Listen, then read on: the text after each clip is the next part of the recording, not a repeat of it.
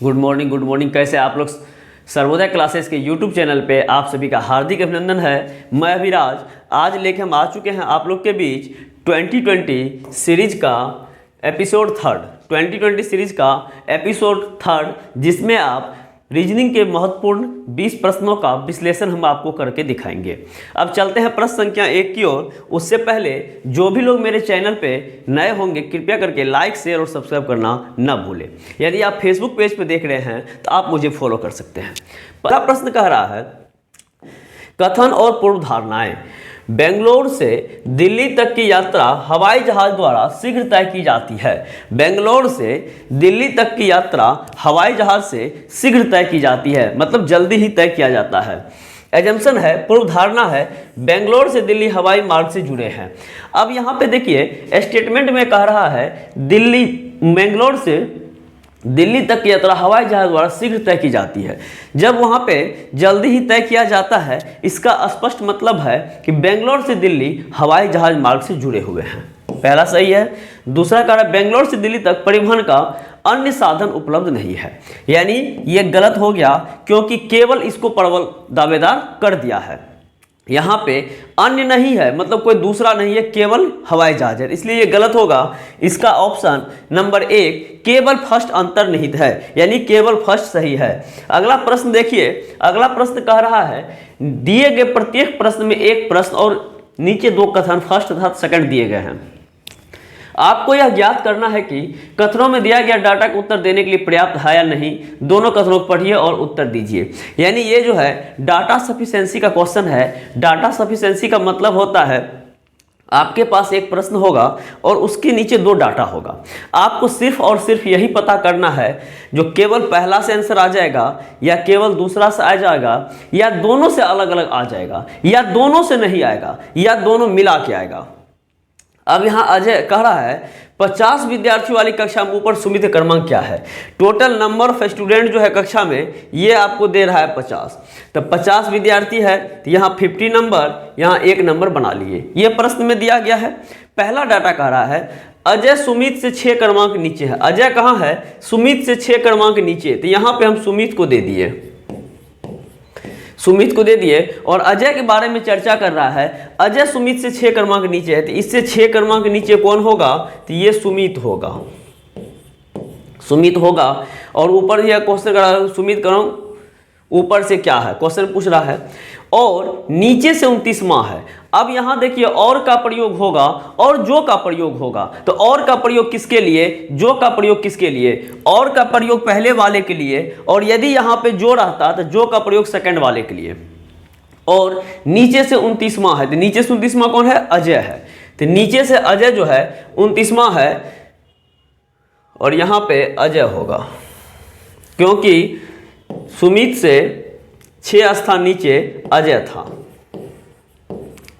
अब नीचे से 29वां अजय है, नीचे से 29वां अजय है और उससे 6 स्थान नीचे अजय, नीचे से 29वां सुमित है, उससे 6 स्थान नीचे अजय है। इसका मतलब -6 करेंगे तो अजय का क्रमांक नीचे से 23 आ जाएगा। नहीं, लेकिन हमको अजय का कोई चर्चा नहीं करना है।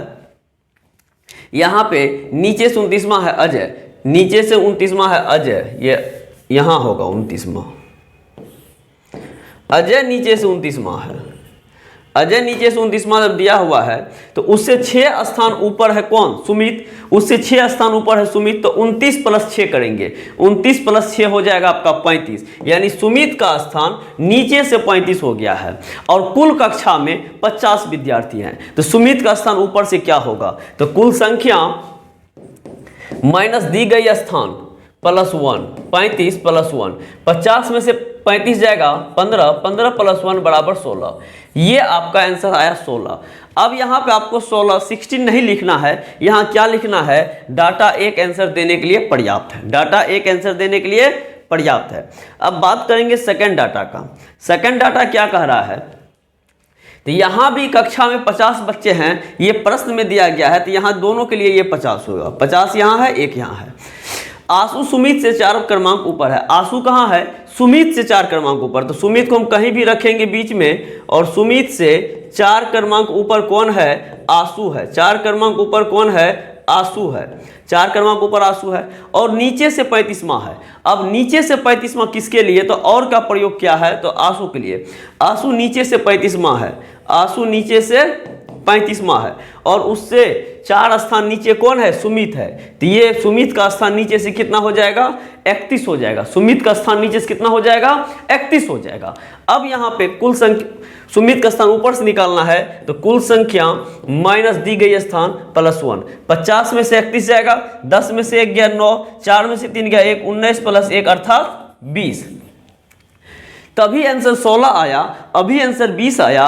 तो क्या करें, तो ये भी आपका आंसर देने के लिए पर्याप्त है। अब एक चीज़ यहाँ फोकस करना है, ना तो हमको एग्जाम में 16 लिखना है, ना ही हमको एग्जाम में 20 लिखना है। हमको सिर्फ और सिर्फ यही ध्यान रखना है जो कौन सा डाटा से उत्तर आ सकता है। उत्तर आ सकता है यानी आएगा, और क्या आएगा उसके बारे में चर्चा नहीं करेंगे। तो मेरा दोनों डाटा से अलग अलग आंसर आ चुका है, इसलिए इसका आंसर सी होगा। सी कहता है या तो केवल कथन 1, केवल कथन 2 में दिया गया डाटा प्रश्न का उत्तर देने के लिए पर्याप्त है, यानी 1 देगा या 2 देगा, दोनों अलग अलग दे रहा है। तो इसका आंसर ऑप्शन नंबर सी हो जाएगा, ऑप्शन नंबर सी हो जाएगा।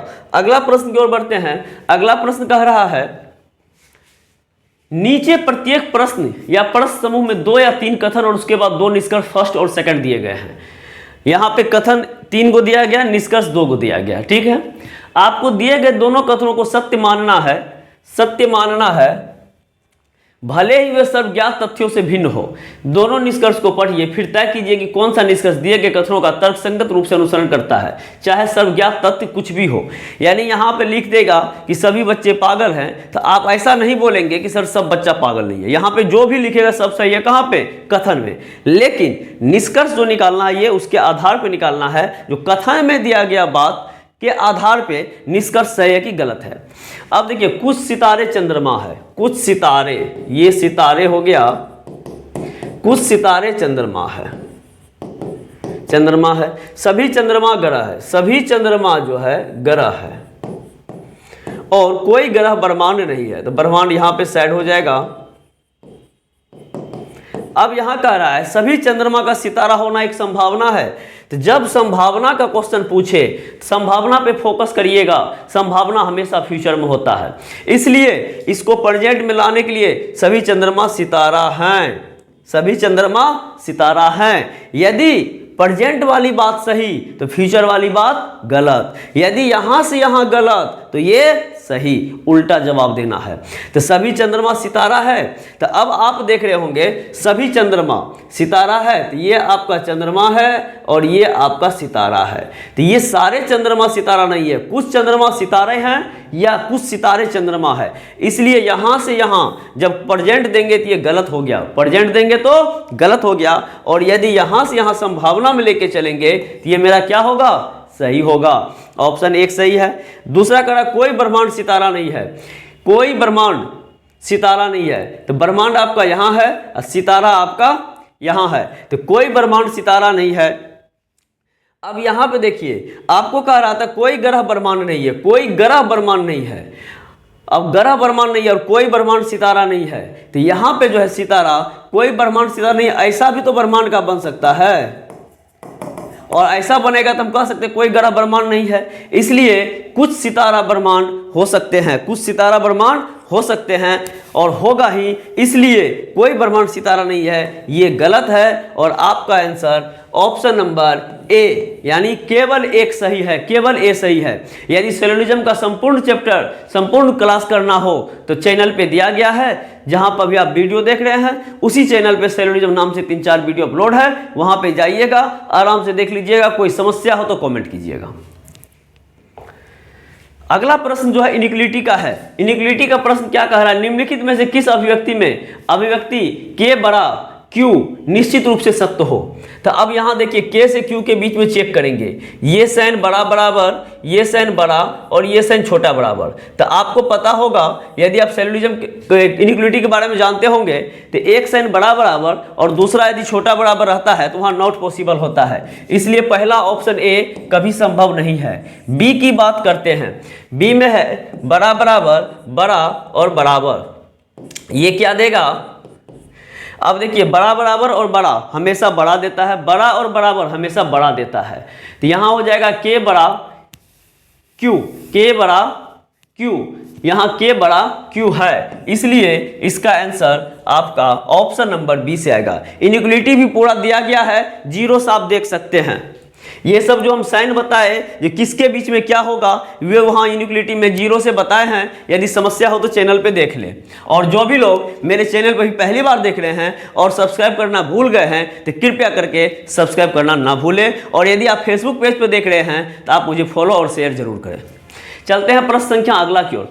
ये देखिए ये आपका पजल का क्वेश्चन है और ये सब पजल जो है एसएससी के लिए इंपॉर्टेंट पजल है। खास करके बिहार एसएससी हो, चाहे झारखंड एसएससी हो, चाहे दिल्ली एसएससी हो या कोई भी एसएससी हो, एसएससी के लिए पजल तो है लेकिन छोटा पजल है। और ये यदि एक प्रश्न आ गया तो बहुत ऐसे बच्चे हैं जो इग्नोर करके पजल को चलते हैं और वही धोखा खा जाएंगे।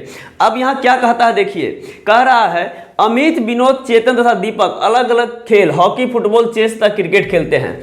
उनमें एक टॉल है, एक फैट है, एक शॉर्ट है तथा एक थीन है। यानी आदमी की संख्या 4 है, खेल की संख्या 4 है और उसके शरीर का बनावट की संख्या 4 है। अब यहाँ देखिए किस प्रकार से बनाना है। प्रश्न को छोटा करते हैं और यहां बनाते हैं, देखिए ठीक है। अब यहां देखिए क्या करना है। यहां पे 4 व्यक्ति है तो सबसे पहले 4 व्यक्ति का नाम लिख लीजिए और वो व्यक्ति है अमित। चलिए पहले डायग्राम बनाना सीख लीजिए। डायग्राम बनाने के लिए व्यक्ति की संख्या 4 हो, व्यक्ति की संख्या 4 हो तो ऐसा करके एक बढ़ा के बनाएंगे 2 3 4 5, यानी 1 2 3 4 5। 4 है तो 5, यदि व्यक्ति 5 रहेगा तो ऐसा वाला लाइन 6, यदि व्यक्ति 6 रहेगा तो ऐसा वाला लाइन 7। ये हो गया। और खेल जो है हॉकी, फुटबॉल, चेस, क्रिकेट 4 यहाँ है, टॉल, फैट, शॉर्ट, थीन यहाँ है 4। तो ये 4 4 8 है तो इसमें भी एक हमेशा वृद्धि करेंगे और ये हो कितना जाएगा 9।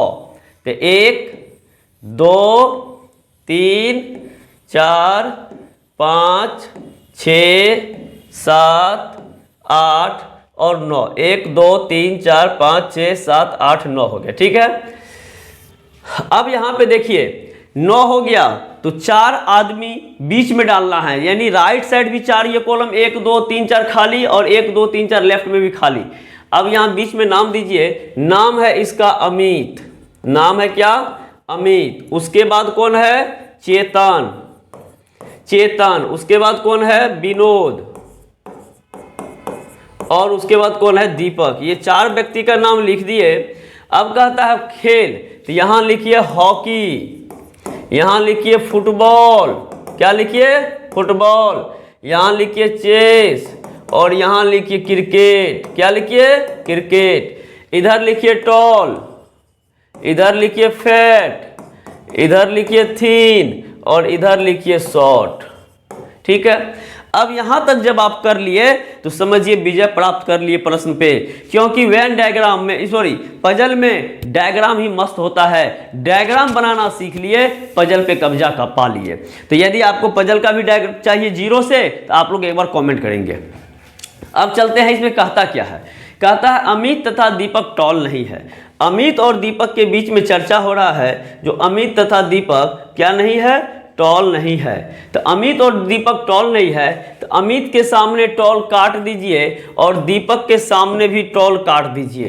तो ये दोनों काट दिए क्योंकि अमित तथा दीपक टॉल नहीं है किसी भी हालत में, तथा वे ना ही फुटबॉल खेलते हैं। अब अमित और दीपक ना ही फुटबॉल खेलते हैं, यहां भी काट दिए।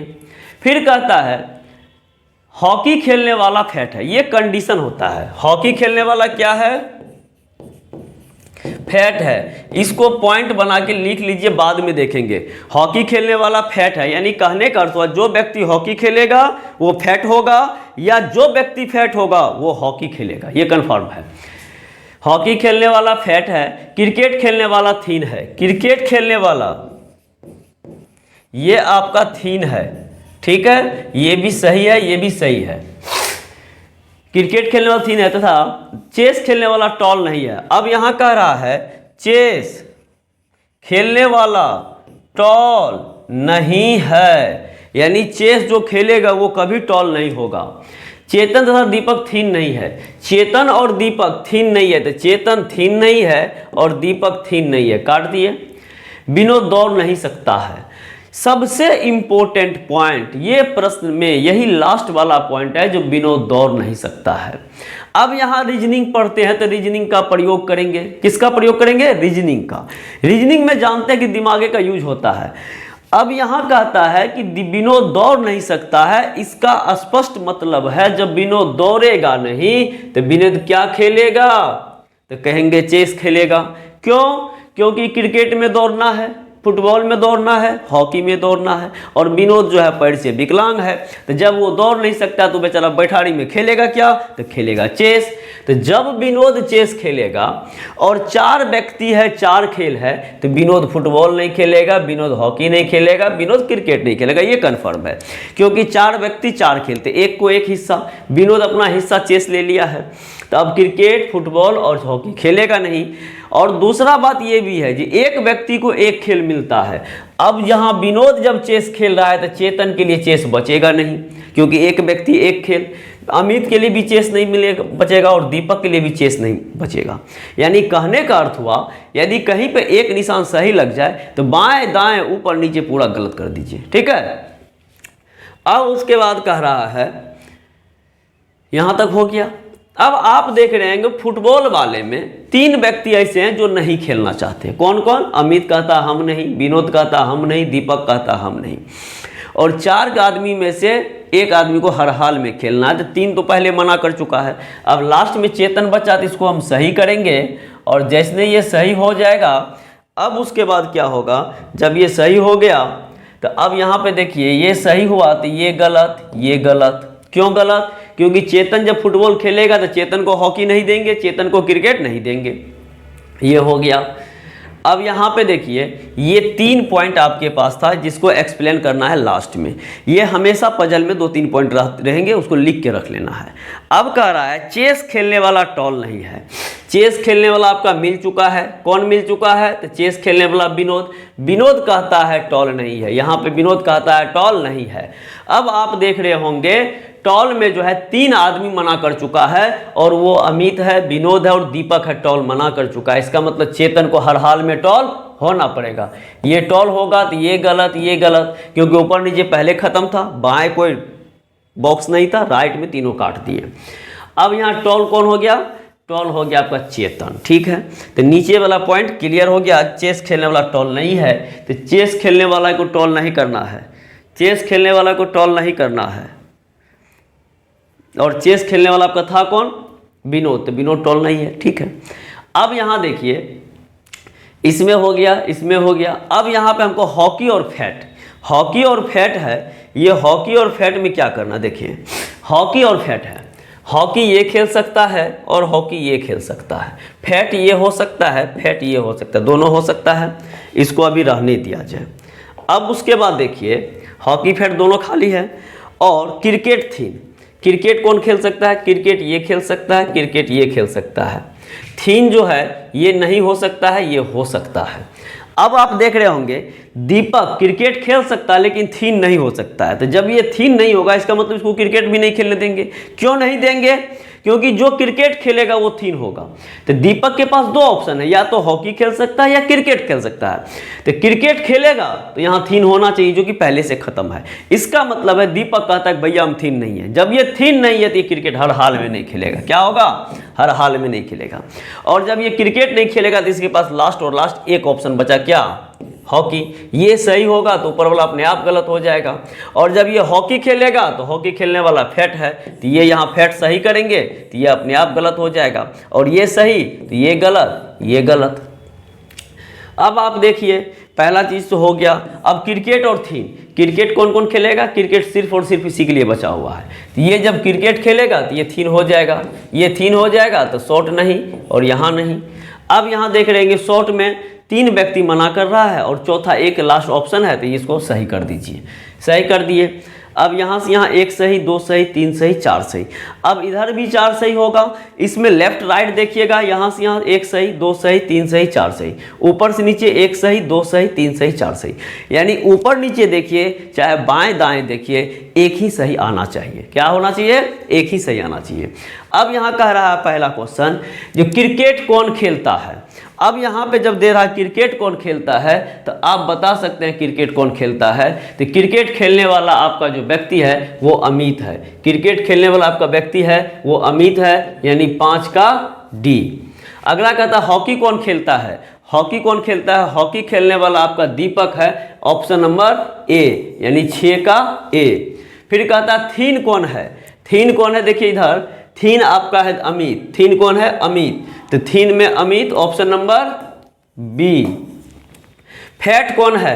फैट कौन है? इधर देखिएगा फैट आपका है दीपक। फैट आपका है दीपक, ऑप्शन नंबर सी। और फुटबॉल कौन खेलता है? तो फुटबॉल कौन खेलता है? तो यहाँ से यहाँ देखिए चेतन, ऑप्शन नंबर डी। फुटबॉल कौन खेलता है? Option number D. यदि ये डायग्राम आपका बन जाता है तो प्रश्न को बनाने में कुछ नहीं लगेगा, और हम धीरे धीरे बताएंगे, आप लोग समझ गए होंगे। यदि नहीं समझे हैं, पूरा चाहिए 0 से, तो आप एक बार कमेंट में लिख देंगे, जो चैप्टर चाहिए उसका लिख देंगे। अगला देखिए यहाँ पे कह रहा है क्विज टेबल। इसमें एक जगह खाली है, यहाँ पे देना है क्या होगा। अब यहाँ देखिए 1 2 4 3, इन सबों को जोड़ते हैं तो 1 + 2 3, 3 + 4 7, 7 + 3 10, यानी इनका 10 होता है टोटल। और 10 को लिखा क्या है? ये जब 10 होता है टोटल तो 10 को लिखा है 50, यानी इसका होता है 10 तो इसको 5 से गुना किया है तो लिखता है 50। इनका देखिए 3 + 4 7, 7 + 5 12, 12 × 2 14, इसका होता है 14, तो 14 × 5 70 लिखा है। इसका मतलब है जो भी सब संख्याओं का योग होता है उसका 5 गुना लिखता है। तो ये 7 4 11, 11 9 20, 20 3 23, 23, और यहाँ भी आप कर देंगे गुना 5, 23 5 5 3 15, 5 बच गया 1, 5 दूना 10, 11 1 बच गया 1, 115 इसका सही आंसर हो गया। क्या हो गया सही आंसर? 115। यदि किसी व्यक्ति को मेरा स्पीड लगे ज़्यादा हो तो आप लोग वो भी बताएंगे सर थोड़ा धीरे धीरे पढ़ाइए, और यदि उससे भी दिक्कत हो तो आप अपना 1 पे नहीं देख के 0.75 पे देख लीजिएगा वीडियो को, ठीक ना। चलते हैं प्रश्न संख्या अगला की ओर। नीचे दिए गए वेन आरेख में कौन सा आरेख दिए गए शब्दों के बीच के संबंध को सही से निरूपित करता है। अब यहाँ ऑप्शन है ABCD। यहाँ बाघ, चौपाया, हाथी। बाघ तो आप लोग जानते ही हैं, हाथी भी जानते ही हैं, और चौपाया मतलब 4 पैर वाला। और हाथी और बाघ दोनों ऐसा जानवर है, दोनों 4 पैर वाला होता है। तो ऑप्शन क्या देंगे? ऑप्शन देंगे आप सी, दोनों 4 पैर वाला है इसीलिए सी होगा। हाथी, भेड़िया, जानवर। अब हाथी है, भेड़िया है, जानवर है। जानवर के अंतर्गत भेड़िया और हाथी आएगा, इसका भी आंसर होगा ऑप्शन नंबर सी। क्या होगा? Option number C. अगला प्रश्न देखिए ब्लड रिलेशन से है। कह रहा है A + B का अर्थ है ए बी पति पत्नी है। A × B का अर्थ है ए बी का भाई है। A/ B का अर्थ है ए बी का पिता है। A - B का अर्थ है ए बी की पुत्री है। अब यहाँ पे यह इक्वेशन को समझते हुए यहाँ कह रहा P + Q - R हो तो P R से कैसे संबंधित है। अब देखिए P + R है, P + R है। यदि यहाँ P लिखे, यहाँ प्लस लिखे, यहाँ R लिखे तो यहाँ क्या होगा? यहाँ होगा P R पति पत्नी है। P और R पति पत्नी है, HW हस्बैंड वाइफ। अब यहाँ पे ये नहीं पता चलेगा P पति है या R पति है, लेकिन दोनों में पति पत्नी का संबंध है, इसको स्पाउस भी कहते हैं। अब कहता है Q - R, यहाँ पे Q दीजिए, यहाँ माइनस दीजिए, यहाँ R दीजिए, तो क्या पढ़िएगा? Q R की पुत्री है। Q क्या है? R की पुत्री है। R की पुत्री कौन है? Q है। R की पुत्री Q है, तो यहाँ पे ये पुत्री हो गई। तो P R से कैसे संबंधित है? जब ऐसा हो गया तो P R से कैसे संबंधित है? P R से कैसे संबंधित है? A - B A B की पुत्री है। Q - R Q R की पुत्री, Q R की पुत्री है। एक बार इसको फिर से देखिए, P + Q का अर्थ है P Q पति पत्नी है। P Q पति पत्नी है, और P और Q - R Q R की पुत्री है। Q R की पुत्री है, तो P R से कैसे संबंधित है? P आर से कैसे संबंधित है। अब यहाँ देखिए ऑप्शन के अकॉर्डिंग चलेंगे तो ससुर कभी नहीं, सास कभी नहीं, दामाद कभी नहीं, पुत्रवधू कभी नहीं। अब यहाँ पे जो है ये गलत हो जाएगा। अब यहाँ पे देंगे क्या, तो यहाँ पे आप यही देंगे जो यहाँ पे नॉन ऑफ दीज होगा। ऑप्शन एक जोड़ लीजिए, ई नंबर नॉन ऑफ दीज, यानी कहने का मतलब पी आर से कैसे संबंधित है, पी आर से कैसे संबंधित है। इसका सही आंसर पति या पत्नी, क्योंकि ये कंफर्म नहीं होने के कारण आइदर में चला जाएगा और ऐसा कोई ऑप्शन नहीं है, इसलिए आपका आंसर ये दे दीजिए ई नंबर। क्या दे दीजिए, ई नंबर, एक नया ऑप्शन जोड़ लीजिए। अगला कह रहा है निम्नलिखित में से किसका अर्थ है एस पी की पत्नी है। निम्नलिखित में से किसका अर्थ है एस पी की पत्नी है। अब एस को जो है पी की पत्नी बनाना है। पी की पत्नी कौन है, एस है। जब ये पत्नी होगी तो एस को फीमेल होना पड़ेगा। एस को क्या होना पड़ेगा, फीमेल होना पड़ेगा। अब देखिए चलते इसको बनाते हैं। यहाँ पे यहाँ देखिए P divide Q, P divide Q का अर्थ क्या है, P डिवाइड Q का अर्थ है P Q का पति है। P डिवाइड Q का अर्थ है P Q का पति है। Q का पति कौन है भाई, P, Q का पति है P। अब दूसरा कहता है Q into R, Q into R, Q R का भाई है। Q क्या है, R का भाई है। R का भाई है Q, R का भाई है Q। अब यहाँ देखिए P divide Q, P divide Q का अर्थ है P Q का पति है। P Q का पति है, तो ये मेल है तो इसको फीमेल होना चाहिए। और Q into R, Q into R, Q R का भाई है। Q क्या है, R का भाई है, तो ये आपका यहाँ पे मेल हो गया। तो दोनों मेल कभी संभव नहीं है, क्योंकि पति पत्नी होने के लिए एक मेल और एक फीमेल होना चाहिए। अब देखिए P minus Q, P minus Q जब बनाइएगा, P minus Q, P minus Q, P Q की पुत्री है। P minus Q, P Q की पुत्री है, ये पुत्री हो गई। और कह रहा है Q into R, Q into R, Q R का भाई है। Q R का भाई है। R का भाई है कौन भाई, Q भाई है। Q into R, R divide S, R divide S, R S का पिता है। R क्या है, S का पिता है, S का ये पिता है। और आपको S P की पत्नी है। S जो है P की पत्नी है, कभी संभव नहीं है, क्योंकि इसका ये पिता, पिता का भाई, चाचा या बड़े पापा की बेटी, ये लड़की है चाहे लड़का है तो वो बहन हो जाएगी, तो ये भी गलत हो गया। तीसरा है P into Q, P into Q, P into Q का अर्थ है, P इंटू Q का अर्थ है P Q का भाई है। P Q का भाई है, इसका ये भाई है। और Q minus R, Q minus R, Q minus R, Q R की पत्नी है। Q R की पत्नी है। R की पत्नी है कौन, Q। और R divide S, R divide S करता है R S का पिता है। R क्या है, S का पिता है। S का पिता है कौन, R। और हमको करना क्या है, S P की पत्नी है। S जो है P की पत्नी है, तो इसका ये पिता, पिता की पत्नी माँ, माँ का भाई मामा, यानी S का ये मामा हो गया। तो ये भी आपका आंसर नहीं दिया। अब यहाँ पे इसका आंसर हो जाएगा इनमें से कोई नहीं, इनमें से कोई नहीं, ऑप्शन नंबर डी। अगला प्रश्न देखिए। अगला प्रश्न कह रहा है एक आयताकार लकड़ी के ब्लॉक, एक आयताकार लकड़ी के ब्लॉक की लंबाई 5 सेंटीमीटर, चौड़ाई 4 सेंटीमीटर तथा ऊंचाई 3 सेंटीमीटर है, कुल कितने घन बनेंगे। तो ये आपका क्वेश्चन जो है क्यूबाइड का है और ये घनाभ होता है। तो यहाँ होता है L गुना B गुना H कर दीजिए, वही छोटे घनों की संख्या आ जाएगा। L गुना B गुना H कर दीजिए, वही छोटे घनों की संख्या आ जाएगा। तो यहाँ पे 5 गुना 4 20, अब 20 गुना 3 60, यानी आपका आंसर हो जाएगा A। आंसर हो जाएगा A। अगला क्वेश्चन कह रहा है प्रतिबिंब से रिलेटेड है, यदि प्रतिबिंब में समय 9:45, प्रतिबिंब में जो समय हो रहा है 9:45 प्रतीत हो रहे हो, तो इस स्थिति में वास्तविक समय क्या होगा। ये आपका मिरर इमेज दे रहा है 9:45, तो 11:60 में से मिरर इमेज घटाइएगा तो आपका सही समय निकल जाएगा। तो ये आपका हो जाएगा 15, 11 में से 9 गया 2, 2:15 आपका सही समय होगा। यानी यहाँ पे होता क्या है, 12 माइनस रियल टाइम बराबर मिरर टाइम और 12 माइनस मिरर टाइम बराबर रियल टाइम। यानी 12 में से एक घटाएंगे दूसरा पाएंगे, 12 में से फिर दूसरा घटाएंगे पहला पाएंगे। तो यहाँ पे इसका आंसर हो गया ऑप्शन नंबर डी, यानी 2:15। और यदि हम शॉर्ट आंसर में कोई गलती आंसर होगा तो उसको आप इग्नोर कीजिएगा। ये जो आपका आंसर है ये 100% सटीक होगा। अब देखिए 17 नंबर प्रश्न है। 17 नंबर प्रश्न कह रहा है एक लीप वर्ष में अंतिम दिन बुधवार है तो उस वर्ष का पहला दिन कौन था। देखिए लीप वर्ष में साल का पहला दिन और अंतिम दिन में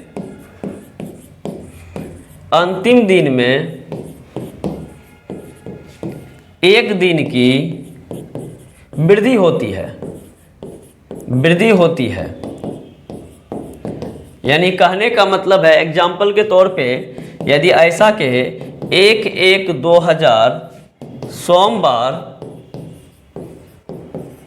तो 31/12/2000 कौन सा दिन होगा। तो +1 कीजिएगा और आंसर आपका मंगलवार होगा। आंसर आपका क्या होगा, मंगलवार। तो ये कंडीशन है, ये याद करना है कि किसी भी लीप वर्ष में साल का पहला दिन और साल के अंतिम दिन में एक दिन की वृद्धि होती है।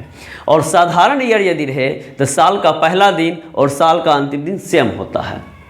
तो यहाँ देखिए एक लीप वर्ष का अंतिम दिन बुधवार है तो उस साल का पहला दिन क्या होगा। तो जब आपको ये दिया गया है पीछे जाना है तो -1 और ये दिया रहता आगे आते तो +1, तो बुध -1 करिएगा, ये आपका हो जाएगा मंगलवार। ये आपका हो जाएगा मंगलवार। अब पूछिएगा सर एक ही दिन क्यों जोड़ते हैं, तो जिन लोगों को ये भी बात चाहिए कि एक दिन क्यों जोड़ते हैं तो कमेंट कीजिएगा, उसके लिए स्पेशल वीडियो हम बना के आपको अपलोड करेंगे। चलते हैं 18 नंबर क्वेश्चन की ओर। ये क्वेश्चन आपको डायरेक्शन और डिस्टेंस से है। एक व्यक्ति का मुंह उत्तर की ओर है, वह दक्षिणावर्त घड़ी की सुइयों की दिशा में, उत्तर की ओर क्या है, चेहरा है। ये आपका डायरेक्शन डिस्टेंस ले लीजिए NSEW, ये डायरेक्शन डिस्टेंस हो गया। अब यहाँ पे उसका मुंह उत्तर की ओर है यानी ऊपर की ओर जा रहा है, ठीक है। वह दक्षिणावर्त घड़ी की सुइयों की दिशा में यानी क्लॉकवाइज 45 डिग्री घूम जाता है। तो यहाँ से यहाँ यदि आएगा तो 90 होगा, इसका मतलब बीचे में है। यहाँ से यहाँ 45 डिग्री घूम जाता है। इसके बाद वो अपने वामावर्त घड़ी की सुइयों की विपरीत दिशा में 90 डिग्री घूम जाता है।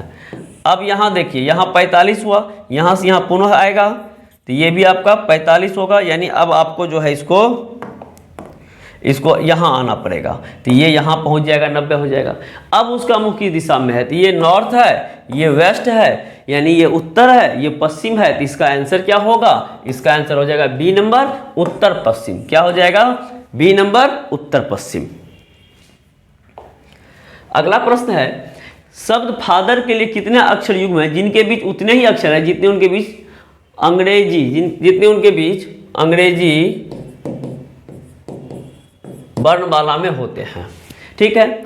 अब यहाँ देखिए इसको कैसे बनाएंगे। फादर लिख दीजिए और एक लाइन से पढ़ना शुरू कीजिए, FATHER, FATHER है। अब F है तो F से स्टार्ट कीजिए, FGHIJK, ABCDE, TUVW, HIJK, EFGHI, RSTUVW। कोई नहीं इसका होगा, यानी यहाँ पे एक भी नहीं मिला।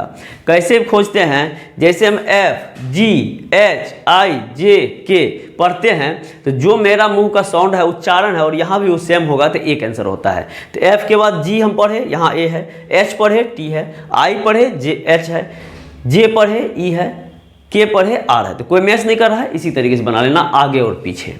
अब यहाँ पे आज का सेशन का 20वां क्वेश्चन है। 15 बच्चों की पंक्ति में जब राजू को दाईं ओर 3 स्थान स्थानांतरित किया जाता है, तो पहले तो एक 15 बच्चों की पंक्ति बना लीजिए, एक लेफ्ट में दीजिए चाहे राइट में दीजिए, कोई प्रभाव नहीं पड़ेगा, कुल 15 होना चाहिए। अब कहता है 15 बच्चों की पंक्ति, राजू को दाएं और 3 स्थान स्थानांतरित किया जाता है। पहले कहीं राजू होगा पंक्ति में, हम अपने मन से बीच में दे दिए हैं। अपने मन से क्या किया, बीच में दे दिए। राजू को दाएं और 3 स्थान, दाएं और 3 स्थान 1 2 3। अब राजू को उठा के यहाँ दे दिए हैं। 3 स्थान स्थानांतरित कर दिया गया तो वह दाएं छोर से 8वें नंबर पर आ गया। जब स्थानांतरित किए तो ये दाएं छोर से 8वें नंबर पर आ गया। तो बताइए कि पंक्ति के बाएं छोर से उसका पूर्व स्थान क्या है, यानी यहाँ से यहाँ ये 8 पूछ रहा है। तो अब यहाँ से यहाँ अभी 8 है, तो ये 9 होगा, ये 10 होगा, ये 11 होगा। यानी राजू का स्थान दाएं से पहले 11 था और बाएं से पूछ रहा है, तो कुल संख्या माइनस दी गई स्थान +1। 15 में से 11 गया, 15 में से 11 गया, 4 + 1 बराबर 5 होगा। 4 + 1 बराबर 5 होगा। यदि आप लोग को रैंकिंग का भी संपूर्ण वीडियो देखना हो तो आप वहां जाके चैनल पे है रैंकिंग देख सकते हैं, क्योंकि ये मैराथन चल रहा है और मैराथन में 0 से बताएंगे, सबको बताएंगे। ये एक तरीके से आप लोग के स्पीड के लिए हम लेकर आए हुए हैं। और यदि यहाँ पे हम धीरे धीरे बताना शुरू करें, 0 से बताना शुरू करें, तो हो सकता है कि 20 प्रश्न 20 अलग अलग चैप्टर से हैं तो 20 घंटा भी लग जाएगा। इसलिए आप लोग कोशिश कीजिएगा, जो स्पीड बढ़ाने के लिए यहाँ देखिए, और यदि आपको संपूर्ण क्लास चाहिए तो नीचे दिया गया है वहाँ जाके देखिए। ये इस प्रश्न का शॉर्ट आंसर है। यदि कोई प्रश्न त्रुटि होगा तो उसके लिए आप इग्नोर करेंगे, और जब भी हम जो अभी आपको हम सॉल्यूशन दिए हैं उसको हर हाल में मान्य करेंगे, वो आपका सही है। तो जो भी लोग अभी तक रीजनिंग 2020 सीरीज का वीडियो पहला दूसरा नहीं देखे हैं तो वो कृपया करके पहला दूसरा देख लेंगे और उसके बाद तीसरा भी देखेंगे। आपको देखिए, मेरा स्लोगन है, तुम मुझे समय दो मैं तुम्हें नौकरी दिलाऊंगा। आप मेरे चैनल पे यदि देखते हैं और उम्मीद करते हैं कि 50 प्रश्न का यदि एग्जाम आता है तो आप 48 प्लस नहीं किए तो फिर मेरा बच्चा नहीं, मेरा विद्यार्थी नहीं। क्योंकि जो भी मेरे विद्यार्थी होते हैं वो 48, 49, 50 तक भी हम करवाते हैं, बशर्ते आप मेरे साथ समय दीजिए। और ये महत्वपूर्ण प्रश्नों का विश्लेषण हमेशा हम लेके आते हैं। तो जो भी लोग मेरे चैनल पे नए होंगे कृपया करके लाइक, शेयर और सब्सक्राइब करना ना भूले। यदि आप फेसबुक पेज पर देख रहे हैं तो वहाँ भी आप फॉलो कर सकते हैं और अपने मित्रों को भेज सकते हैं, जिससे किसी बच्चों का मदद हो जाए